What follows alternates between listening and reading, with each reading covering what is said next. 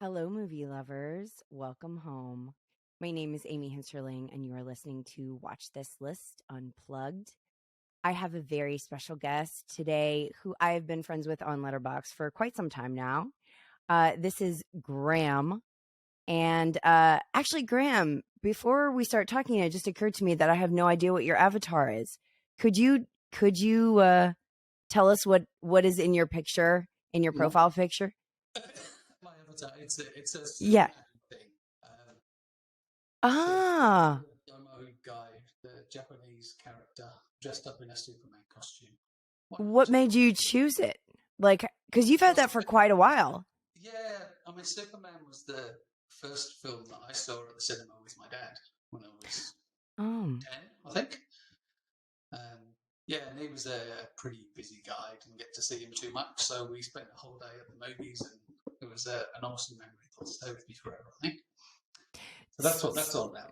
so what did it make you? Why did you pick that particular image though, instead of just like where somebody would like immediately know that it's Superman from like the Oh, it's movie? just trying to be a bit fun, you know. I've Hmm. never really grown up. I think that much is pretty obvious to anyone that reads any of my stuff. I try quite hard not to grow up. It's a defense mechanism, I think.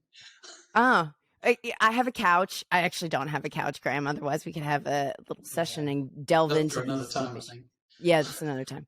Um, I was going to say too, actually one thing I always associate with you is the Uh-oh. what is the nice way to say this, Graham? Like your taste in films are always a little bit on the erotic side. I Oh, would say. Don't you think? Like you usually watch like kind of a little bit uh risque stuff. yeah, like your cover photo for one Oh yeah. is Well, that's a Japanese classic. That one, that oh, okay. Nariyama one. Yeah, that's Mhm. it's actually a remake of an old '50s film. But Mm. that image in particular, I saw it and I thought it was hilarious, so it stayed with me forever. It's actually not one of my favorite films. I just love the picture. You just love that when people come to your page, this is the first thing that they see. It really is quite provocative. Pray to Messiah. Yeah, great start. So, Graham, you're actually one of my oldest follows. Like you're one of the people that I found early on when I was on Letterboxd before I even like Yeah, was good chatting with. recovery. I thought you were just going to say I was an old guy. Yeah, Oh no, good. that's right. And another thing is that Graham, I thought that Graham was an Australian millennial, and it it turned out that he was not Australian at all. Right? Not like you lived there, but Yeah, I mean, officially, I've been here 15 years and I'm a citizen now, but yeah, mm, I but spent most of my life in England. right, exactly. So I was wrong about that, and then you're a Gen Xer, a proud one at that, like they all are, right? Yes, indeed. Yes. The You silent generation. you can't Very really proud. be a Gen Xer and not be proud of it, I feel. I was born in the very best of years, See, exactly. 1969. Yeah, Exactly. That's what they all say. yeah. So, it's nice to be able to meet and see the truth, really, because it's so refreshing to be able to like chat with people because you get all these ideas in your head about people, and it's like, when you meet them, it just feels like you know them so much better. Yeah, exactly. No, it's been really cool. And I think going through this process with What's This List as well, you get to see a lot of faces that you've spoken to for years, and it suddenly all just comes together when you see them. You think, oh wow, Oh yeah. wow, Jenna was a great example. I totally not what I expected, but a complete diamond. we love her. We Yeah. love Jetta. Jetta's the MVP of Watch This List, really. Besides Frank, oh, I have to say, Yeah, oh don't go yeah, I there. don't, Don't I go there. don't, I don't want to get in trouble with Frank Ritz. No. Okay, so Graham, the two movies that Graham chose for his hidden gems are actually exceptionally different in tone. Basically, I would say every single way. But the first one that we're going to cover is Quadrophenia, which is a 1979 movie directed by Frank Rodham, who I believe only directed one other film. So this is like he wasn't prolific at all.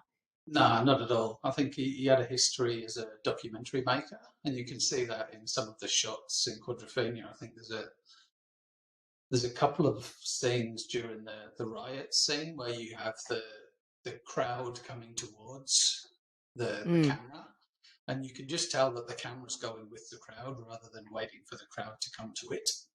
And it's like a pack of lions running at you. It just, you really get that sense of documentary. But yeah, you're right. He hasn't done much at all. I think there was a couple of crummy kind of early 70s TV movies. Yeah. This was his main one. Well, the first question, Graham, just in case no one's heard of this, which I'm assuming that most have not, since it's Hidden Gem.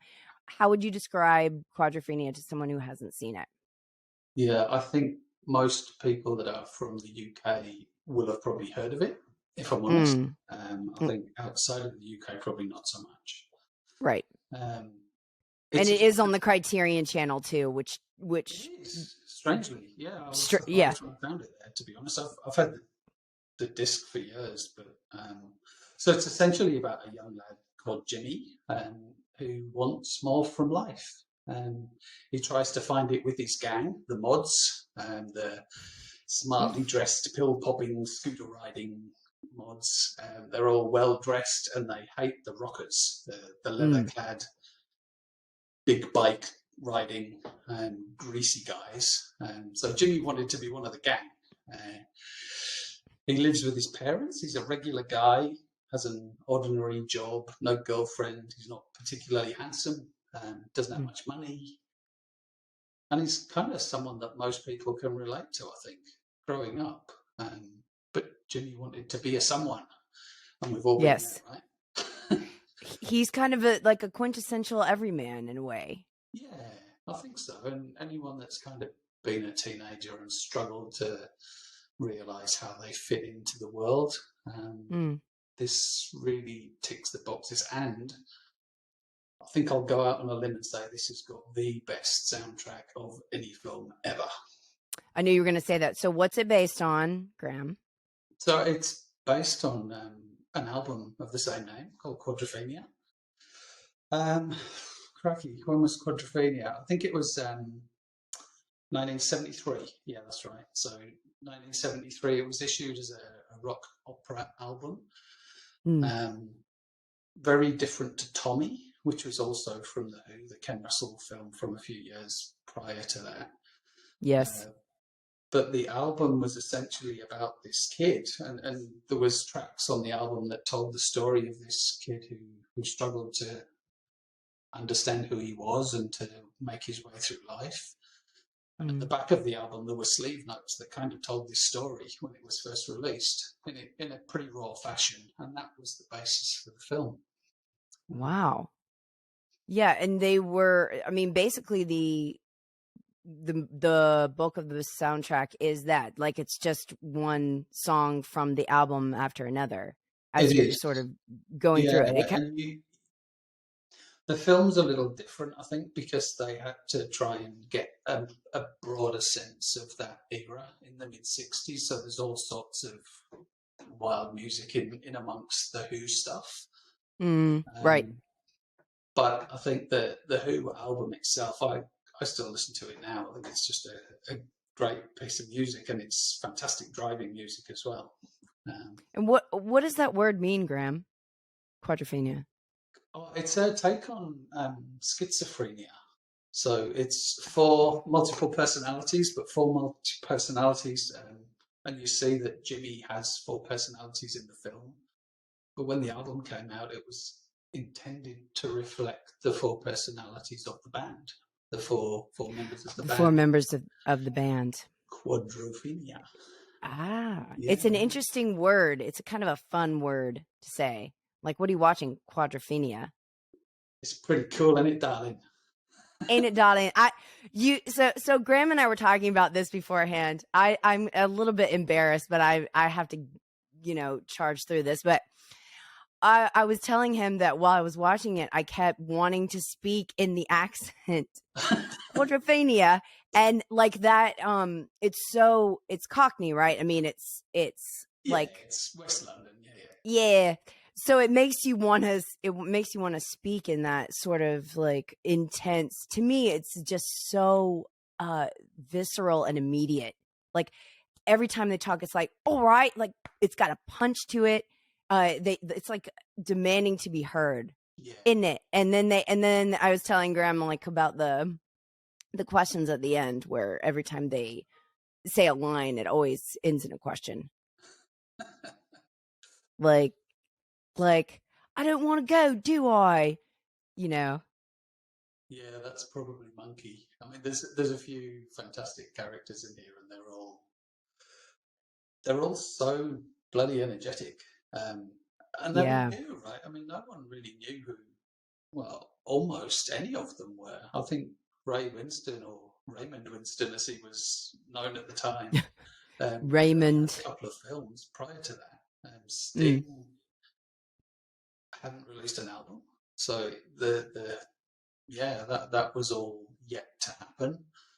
Toya Wilcox, who kind of became a mainstay of the British punk scene in the early 80s, was unheard of. So that was her first gig as well. And so it goes. And Dave, the guy who was Jimmy's mate and eventually ended up with Steph, he was 16 at the time, if you can Mm. believe it. Wow. Comes across as a much older character. And there's a pretty cool story. So apparently he cracked the sads not long after filming started and threatened to go home to his mum because he wasn't having a good time. And and he was really into punk. This was Hmm. Mark Wingett, the actor. Frank Rodham happened to have in his possession a Sid Vicious T-shirt that was covered in his puke from a gig many years previously, and he bribed Mark Wingett to stay by giving him this Sid Vicious T-shirt, which apparently would have been worth a fortune today had his mum not washed it as soon as he got home. Oh my gosh, Graham. Can you believe it? What a story! What a story. Wow. I feel like in the world of like the film industry, like there's just so many things like like being on set and having like I can only imagine how many things like it's miraculous how coherent a film actually is considering how many moving parts there are and random stuff that's going on Yeah. with with so many So that people. you mentioned the Criterion Channel earlier. There's a good like Mm, a documentary style film. I think they've got the director and the cinematographer talking mm, a lot around the film, and there's a whole bunch of anecdotes that came out from that. One of the things I was mentioning to Amy earlier, the film was really low budget, so they spent quite a lot of time doing recce's around the streets of London trying to find dark streets that had good artificial lighting from the street lights because they couldn't afford the lighting to actually light up the sets. mm. Um, and there was a bunch of other stories that happened during the riot scenes. I think just trying to think what happened, where have I got? I made some notes because I knew I would forget this bit. um, yeah, Phil Davis jumped on the back of a real policeman during the riot scene. So they had Mm, all of these extras that were dressed up as policemen. The idea was he was supposed to jump on the back of a policeman and kind of tackle him to the ground, hmm. and he got the wrong guy. so, Oh so my he jumped on gosh. a proper policeman and nearly got himself nicked. Mark Wingett got knocked out by a flying potato in the riot scene because the rocks were all actually potatoes painted as rock. Wow. Never heard of that in my life. That's definitely a first. Um, and there's this thing towards the end where Jimmy gets knocked off his bike by the postie and completely loses his shit. Um, totally ad libbed. Wasn't supposed to happen. He was meant to just drive around the corner, but the postie clipped him on the way around, and Jimmy was like, "You've killed me, Scooter." I So love it. this is kind of a like a passion project slash like they still included things that went awry just to give it that sort of like authenticity. The doc feel Yeah, that you were saying, like a documentary feel yeah, almost. absolutely. And I think the fact that they were all unknown actors as well really helped. Hmm. They nearly, they nearly ended up with Sid Vicious playing the role of Jimmy as well. That was Yeah. very close, I think, up until about 6 weeks beforehand. And they realised they couldn't actually get insurance for him. Ah, And that was the reason why we didn't have, it wasn't Sid Vicious, sorry, it's Johnny Rotten. John Lydon, yeah. yeah. Yeah. John Lydon. Yeah. So Graham, why do you think that this is, I know that you said at the beginning it's more popular where you are and the UK, but like why do you think it's underseen Maybe just it's, yeah, I don't know if generally? it's just a regional thing or what, but when it came out, the UK press didn't take to it at all. Okay. Apparently, they thought it was not a reasonable reflection of the youth of the time, and it was too harsh and all that kind of stuff. I mean, bear in mind this was a media that was being managed by the Crusties at the BBC, so they were very old-fashioned, oldie worldy. They didn't want to see bunches of youths fighting on the beaches at Brighton. Right. Or to incite violence amongst, other, like, that's what we were just talking about, me and Benjamin, with the Wanderers, where it was like they were afraid that it was gonna, or the Yeah, Warriors, that it was gonna cause actual, violence in real life. absolutely. So I think a combination of that. Apparently, it did quite well in the US when it first got released, but it was short Mm. lived. And the posters were pretty crappy. The marketing was not great. And it was only really, I think, in the late 70s, the early 80s, when there was a bit of a punk revival in the UK, when that kind of gave it another kick. And that era, I think, so I left school around 85. So that era between 80 and 85, that's the sweet spot, I think, for this film. It just meant so much. Yeah. And you saw it at the time that it came out, right? Or did you see it later? No, I saw it later. Yeah. So Okay. I would have been like 10 when it first came out. Yeah, that's a little young. Even though I watched The Exorcist when I was 10, so I Yeah. feel like if you're I saw the Chainsaw Massacre, I think, when I was about that age. it says a lot, Graham. I think a lot of us are like that, where it's just like if you start talking to hardcore cinephiles, that is something I feel like they have in common, is seeing things too early, sort of thing. Like, Yeah. mom dropping you off at the movie It's just store. informative. Yeah, Sure. yeah. And then it shapes you forever, and then you can't forget Yeah. it, and then Yeah, I think so. it And looking at my kind of history of viewing over the last few years, I don't know. I mean, you mentioned there's a fair bit of risky stuff in there, but it goes all risky over the stuff. place. Like, It there's a it couple of does. genres I don't really dig at all. Like, I'm not a big Western fan, and anime Hmm. is hit and miss for me. But other than that, I'll watch anything.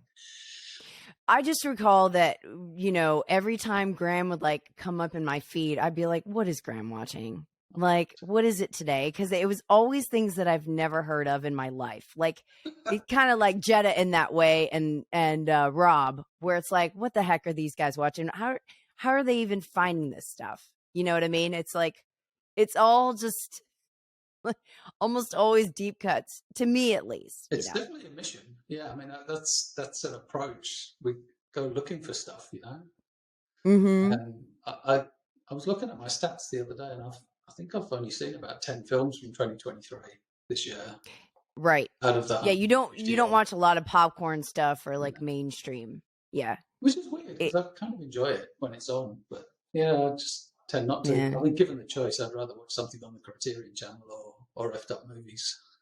There you go. That's what I think of when I think of you, Graham. Effed up movies.com. Yep. It's funny, all of it's the same thing.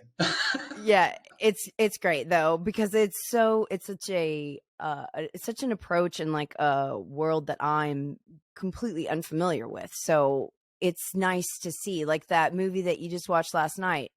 That was like the Giallo. How do I say this? Go. I always want to go Giallo. The Vertigo movie that you said. I was like, oh, this is very intriguing. What was it? It was Something about the other or another. Was it Anguish? No. Oh, that one. Yeah, yeah, No, yeah. no, no. One on top of the other. Yeah. Yeah, That one. the fold sheet, right? Yes. It's just so much. That was today, actually. God. Is that today? Right. Yesterday for me, as of 2 minutes ago.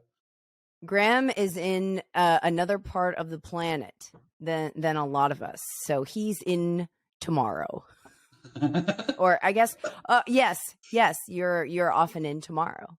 What is It's it, kind of a 9 cool way a.m. to for you now? 9 a.m. for me. Yeah. Midnight Yeah, for me. Yeah. incredible.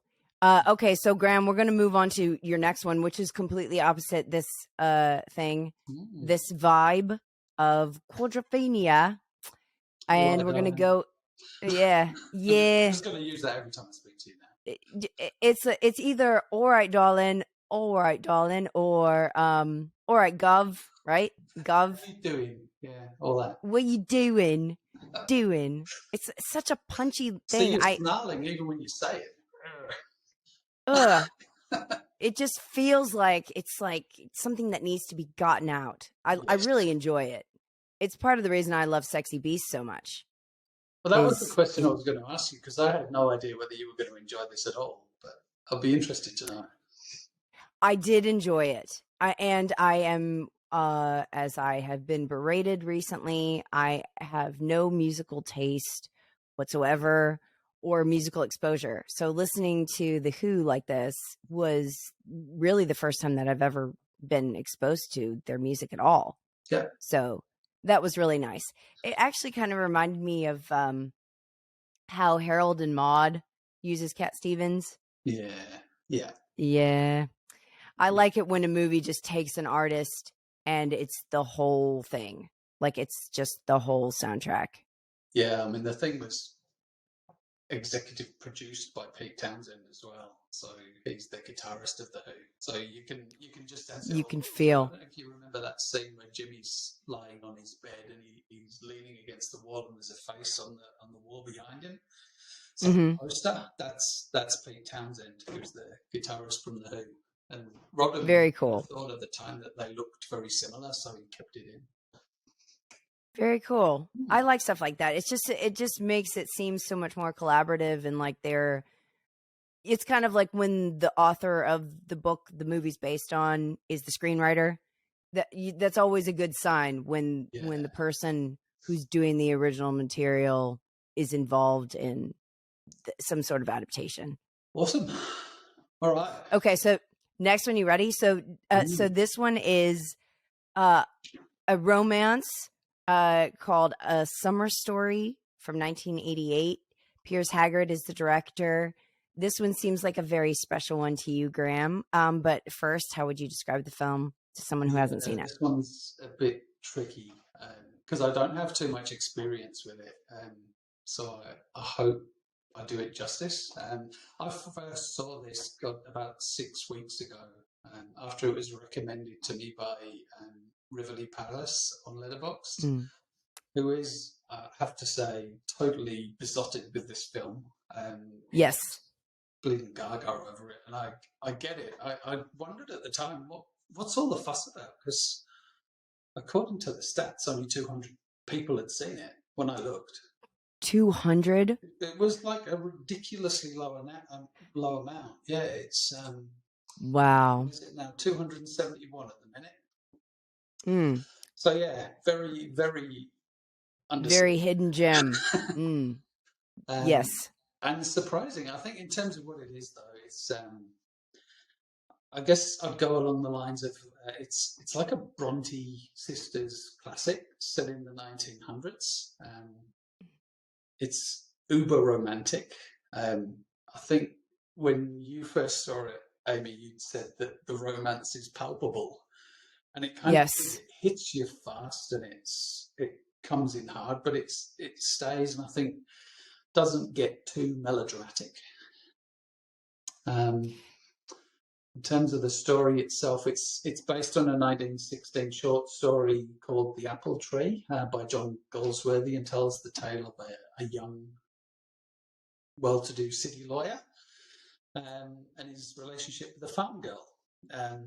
all pretty simple stuff. So he's wandering through a field, tries to do a leap over a fence, twists his ankle, and ends up bumping into Megan, who's out doing the stuff that farm girls do. She offered to Mm-hmm. help out and put him up for a couple of nights while he recovers, and that's all it took for them to start their beautiful relationship. It's really cool. Yeah, and you can see it almost instantly. Like the actors do such a superb job at the sort of love at first sight believability, because as soon as she sees him, it's like it's there right away. Yeah. And it's kind of nice as well because a lot of those films follow that same narrative. It's the same, like they meet, they have some lovey-dovey, there's a death in the family, and then everyone's happy at the end. And this goes a little bit different, and I'm Mm-hmm. being careful here because there's a couple Because of this is really key points that I'm not going to spoil because it's a it's spoiler-free zone, Graham. it's Thank much you. better first time round. I Mm. watched it again last week just to try try and take it in a bit more, and Mm. it, yeah, like I think the tone and the rhythm of the film improved the second time round, but the ending, Mm. like not knowing what it is, it really adds something to it. So go watch Yeah, it. Go watch it. go see it. And actually, one thing I really liked too about it is that it's got that sort of Jane Austen setup at the Yeah. beginning, but it does sort of subvert expectations, especially actually in like the sexual scenes. Like there's actually nudity in this movie. If you start it, you kind of feel like it's like not Hallmark Channel, but where it'd be very innocent, and they would sort of like imply Mm. activity, and then the camera would move away and you just have an idea. But it actually is quite, I was like, oh, like this is quite bold compared to what I thought it was going to be. I thought it was going to be sort of shy, and So it's not at all. yeah, I mean, it was written in the '60s. The screenplay was written in the '60s by Penelope Mortimer. It's a great Um, name. yeah, it is an awesome name, isn't it? It's very British. Yes. And there's a couple of scenes that were added afterwards as part of the production scene. One was the sex scene, and one was the sheep shearing scene. And they kind of, Oh. I think there was some thought that they had to have something in there, that there needed to be something more to grab the audience. And she made a couple of quotes in there. She was kind of really worried that Goldsworthy wouldn't have approved at all. And I think that goes in line with what you were just saying. It felt a bit different. Yes. And she was cool. Like she had some good quotes as well. There was one back there. She said that Frank, the guy that fell over and twisted his ankle, he was very much a Goldsworthy character, someone with the guilt of not living up to his own expectations. Such a bastard, but with Mm. the best gentlemanly motives. Very well said. A bit like Jimmy from Quadrophenia, right? I was about to make a parallel, Graham. I didn't think that they had a connection, but you're right. In terms of, but I think of Jimmy as more. This is hard to. I have to be careful too. To perhaps less selfish, shall we say, Yeah. than what Frank ends up being. But like, I do think that the whole. I love movies where there's an actual progression of the levels of falling in love, as Yeah. opposed to just saying, skipping time, or they were over here and now they're over here, but you don't see the stages. This movie, I felt like you can watch it grow. Yeah. Yeah, that's true. That is very true. Yeah. And then you've also got that sort of love triangle situation where there's a guy that's a farmhand who's Yeah, so the Imogen Stubbs plays Megan. We've got James mhm, Wilby as Frank. Susanna York is the mum, or sorry, she's the auntie actually, Megan's auntie. mhm, And her son Flynn, who's Bronn from Game of Thrones. For anyone I was about to say we have to say that because I was yeah, like, who is this guy? He looks so familiar. And yeah, then I was like, that's Bronn. He's exactly. awesome in Game of Thrones. And One of Bronn is the the farmhand. favorites. Yeah, so he's like the farmhand, and he's totally over the moon with Megan. He's yeah, obsessed with her, I think is probably the right word. So Yeah, I think when and Frank and Megan get together, there's some drama. Drama right, pursues. right. That's where it gets a little Austin-y, I felt. Yeah. But in a good way. And I think that this is a more mature variation on very familiar themes Yeah. that we're used to seeing. Yeah. And without giving anything away, because I think, like you said, the ending is it's so important. Um, don't don't want to give any of that away because I've seen how you change colour when people do that on this podcast. I just get enraged, Graham. But what I will say is that it builds and it builds, and you kind of think that you know exactly where it's going, and then it doesn't. So Yeah, and Riv actually had said I liked how his review was saying that it was about providence and that it has to do with fate. There's a couple of lines in there that I wrote down when I was watching it, like quotes um, about fate and sort of chance, you know, how yeah, certain events like missing a train or getting on a train can determine a trajectory. And that's not yeah, necessarily, I mean, it has to do with choice, but it's an intriguing idea always. yeah, and Frank's obviously torn between following his heart and staying true to his standing in community, shall we say? So there's this whole thing about different levels of um, yeah, different levels of people in society, especially back then. It was more of a big deal. Expectations, like Downton Abbey in a way, Yeah, you exactly. know, like someone upstairs falling in love with someone downstairs Don't sort of mess with thing. the kitchen stuff. Yeah, Yeah. bit more neutral. Yeah. It also made me think of, I just watched the movie Sliding Doors. Have you seen that Oh, with Gwyneth years ago. Paltrow? Yeah, yeah, yeah, yeah. And Blind Chance is another one where it's like that whole thing of like, you know, if you make an appointment or don't, or there's all these Yeah, little things that can happen in your life. Like if I hadn't done that, this major thing wouldn't have happened. yeah, And that's right. If the A cart Summer hadn't Story gone through kind of the has that. bin, yeah, if the cart with the mirror hadn't gone through the scene at the right time, who knows what could have happened? Right. Yeah, Or, you know, if I had gone to work today or didn't, I love that stuff because yeah, it's taking all the control away from us, and we think we are so in yeah. control. Sliding doors. I'll have to watch that again. I remember that. That's that one where the guy misses the train. Yeah. Gwyneth misses the, Yes. Oh, yeah, like the the subway, like she's in like the underground. I mean, yeah, she yeah, misses it, but then the movie splits between what if she had gotten on it and what if yeah. she hadn't. And so the whole movie is this parallel. I Awesome. don't know that I've ever seen anything like that, but I love it. I it Mm. kind of got low rated on Letterbox for some reason, but I like it a That lot. happens all the time. I I tend know, not to look Graham, at you've that got to anymore, be as you can probably tell. I mean, the random stuff I watch, I wouldn't watch any of it if I believed the ratings. well. And for a Summer Story, is this one that this one that you sought out because I mean, I'm I'd never turning heard around of what it you before. just said.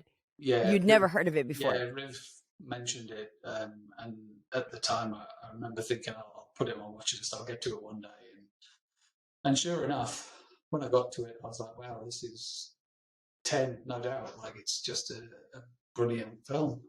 And I watched it again last week, and yeah, I'm the same. It's perfect. There's nothing wrong with it.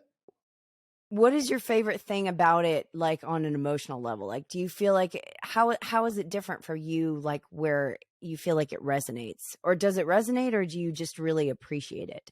I think it's just got a lovely rhythm to it. Um, the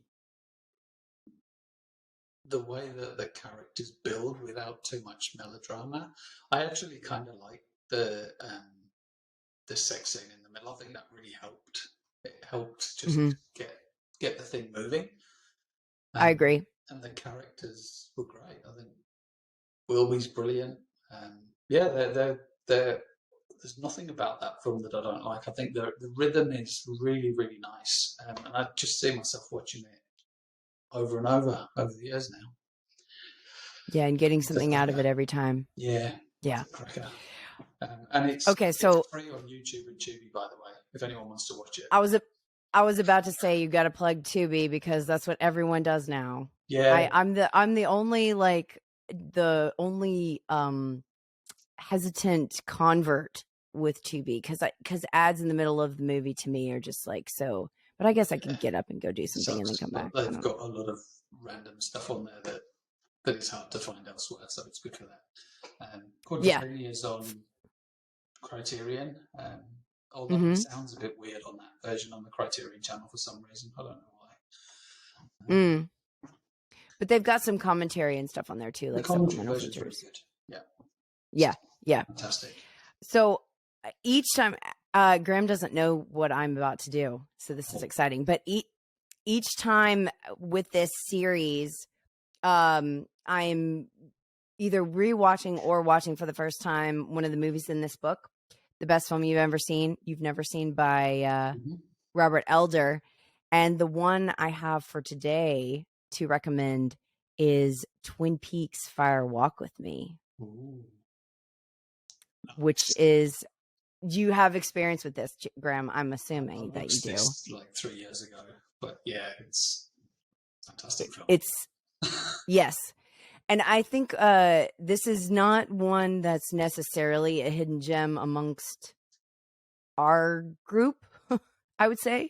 I would say most uh, cinephiles and like especially Lynch fans have absolutely seen Twin Peaks and then absolutely seen Fire Walk with Me. But in this book, it is a hidden gem, and I would say maybe in the vast populace, uh, this is one that like not a lot of people have seen or could see because it's so intense. But it is a 5-star for me, and uh, one of my absolute favorites.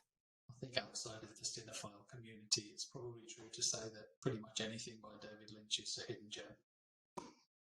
Do you think so? Yeah. I talk to lots of people that don't watch lots of movies and they just don't watch David Lynch. So Do they even know who he is? Would it's you just say? too difficult. Yeah. It's just too difficult to get their heads around. What about like Cronenberg or like do you think it's the same with anybody that would be similar to him? Because I often think I think of that Cronenberg was classical horror. So the horror fans generally move towards Cronenberg, whereas it's the weird fans that go for Lynch. good distinction there. I would think. I don't know why I clumped them together in my mind. Well, maybe it's because typically a person who would like Lynch is also a person who would like Yeah. Dave. I love them both, so I'm probably not See that you are exactly what I'm describing. That's exactly yeah, right. exactly. I think that anybody who does would like them both. I'm Yeah. trying to think. Well, you mentioned Ken Russell, right? So that would be another one. Yeah. Yeah, another one that's a bit out there. Yeah, there's heaps, isn't there? Yes, those are the top three. So yeah, I think Summer Story is just a pleasure, and you have to see it for the ending too, because Graham very graciously did not spoil it for you. And then Quadrophenia, you need to also see. You won't regret it. You won't regret it. We'll see you at the movies. Thank you, Graham.